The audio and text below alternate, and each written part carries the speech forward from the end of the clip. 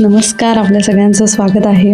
पद्मालय हे महाराष्ट्रातील जळगाव जिल्ह्यातील एरंडोजवळ असलेले अतिशय प्रसिद्ध गणपती मंदिर आहे. हे मंदिर 3.5 पीठापैकी एक मानले जाते. मंदिराभोवती अगदी सुंदर स्वच्छता आहे, खूप शांत असं वातावरण आहे आणि सर्वात प्रथम आपल्याला आकर्षित करतं ते म्हणजे हे जातं. स्थानिक परंपरेनुसार हे जाते अनेक शतकांपूर्वीचे असून मंदिरात येणाऱ्या भाविकांसाठी आणि धार्मिक कार्यक्रमांसाठी धान्य दळण्यासाठी हे वापरले जात होते. लोकमान्यतेनुसार हे दगडी जाते त्या काळातील ग्रामीण जीवन, स्वावलंब आणि मंदिर व्यवस्थापनेचे प्रतीक आहे. आजही ते इतिहासाची आणि पारंपरिक जीवनशैलीची आठवण करून देणारी महत्त्वाची वास्तू म्हणून जतन करण्यात आलेले आहे. जर तुम्ही नाशिकहून जात असाल तर पद्मालय हे साधारण 180 ते 200 किलोमीटर अंतरावर आहे. रस्त्याने हा प्रवास 4 ते 5 तासातच होतो. मंदिराचे नाव हे पद्मालय हे या परिसरातील कमळांनी भरलेल्या ह्या तलावामुळे पडले आहे. पद्मालय म्हणजे कमळांचे निवासस्थान. या तलावात मोठ्या प्रमाणात कमळाची फुले येतात. मे महिना असल्याकारणाने येथे आत्ता ती दिसत नाही आहे, पण इतर वेळेस या तलावामध्ये पूर्णतः कमळांनी भरलेली फुले असतात. स्थानिक मान्यतेनुसार या तलावात स्नान करून किंवा त्याचे दर्शन घेऊन नंतर गणपतीचे दर्शन घेतल्यास पुण्य प्राप्त होते. असे मानले जाते या पवित्र सरोवराच्या परिसरात भगवान गणेशाचे तप दिव्य प्राकट्य झाले. आमोद व प्रमोद इथे प्रकट झाले.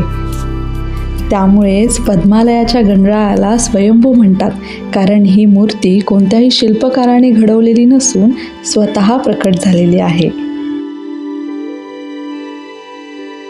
मंदिराच्या आवारात प्रवेश करताच येथे सगळ्यात पहिले आपली नजर पडते ती म्हणजे या महाघंट्यावर. येथील महाघंटा हे मंदिरातील सर्वात प्रसिद्ध आकर्षणापैकी एक आहे. पंचधातूपासून बनलेली ही घंटा आहे. ही घंटा मंदिरासमोरील स्वतंत्र मंडपात बसवलेली आहे. असे मानले जाते ही घंटा पेशवे काळात मंदिराला अर्पण करण्यात आली होती. स्थानिक आख्यायिकेनुसार ती युद्धात मिळालेल्या विजयाच्या स्मरणार्थ मंदिरात आणली गेली होती. मात्र या कथेला कुठलाही ठोस असा ऐतिहासिक पुरावा नाही. हिचे वजन 7 ते 8 टन असल्याचे नमूद आहे. त्यानंतर दिसून येते गोविंद महाराजांची समाधी. ही भाविकांसाठी श्रद्धास्थान मानले जाते. गोविंद महाराज हे पद्मालयात येथील संत गणेश भक्त म्हणून ओळखले जातात. त्यांनी पद्मालय क्षेत्रात भक्ती, साधना, गणेश सेवा केली. अशी स्थानिक परंपरागत त्यांच्या स्मरणार्थ म्हणून ही समाधी बांधण्यात आलेली आहे. त्यामुळेच गणपतीच्या दर्शनाबरोबर अनेक भाविक गोविंद महाराजांच्या समाधीचे दर्शन घेतात, आशीर्वाद घेतात. आणि हे आहे पद्मालय मंदिर. प्राचीन दगडी स्थापत्य शैलीत हेमाडपंथी असे हे बांधलेले आहे. अमोद, प्रमोद असे 2 गणेश मूर्ती स्वयंभू येथे आहेत. एका मूर्तीचे सोंड उजवीकडे तर दुसऱ्या मूर्तीची सोंड डावीकडे वळलेली आहे. या मंदिराचे सर्वात वैशिष्ट्यपूर्ण रूप आहे. आमोद म्हणजे आनंद, समाधान आणि मांगल्य. प्रमोद म्हणजे परमानंद, उत्साह, सुख, समाधान. 3.5 गणेश पीठांपैकी हे अर्धपीठ आहे.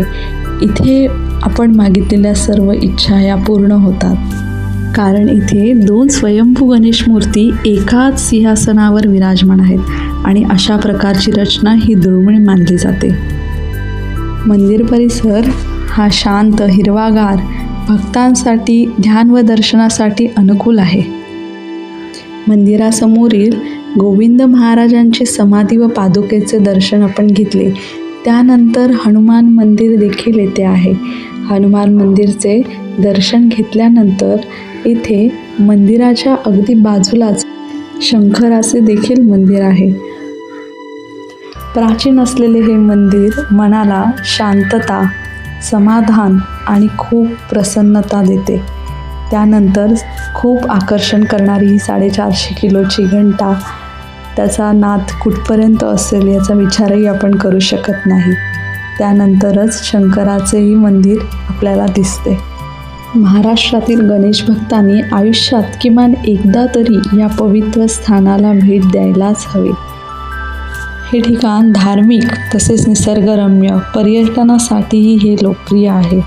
जळगाव जिल्ह्यातील एरंडोल तालुक्याजवळ हे स्थित आहे. तर जेही जळगावचे आहेत त्यांनी येथे आलंच पाहिजे, कारण हे स्वयंभू असं 3.5 शक्तिपीठापैकी एक आहे. तर इथे भेट दिलीच पाहिजे. तसंच इथे अजून पुढे 12 ज्योतिर्लिंग मंदिर देखील आहे, तुम्ही तिथेही भेट देऊ शकतात. भीमकुंड आहे, तिथेही भेट देऊ शकतात. तर पर्यटनासाठी उत्तम असं हे स्थळ आहे. तर नक्कीच भेट द्या. आणि आलाच तर पद्मालयाच्या दर्शनाची गोड आठवण घरी न्यायची असेल तर येथील स्पेशल पेढे नक्की घ्या, ताडेगावचे पेढे. चला मग पुन्हा भेट होईलच आपली नवीन व्हिडिओमध्ये. तोपर्यंत बाय बाय. फक्त चॅनलला सबस्क्राईब करायला विसरू नका. काही माहीत आणखी असेल तर कमेंट नक्की करा आणि लाईक करा. बाय.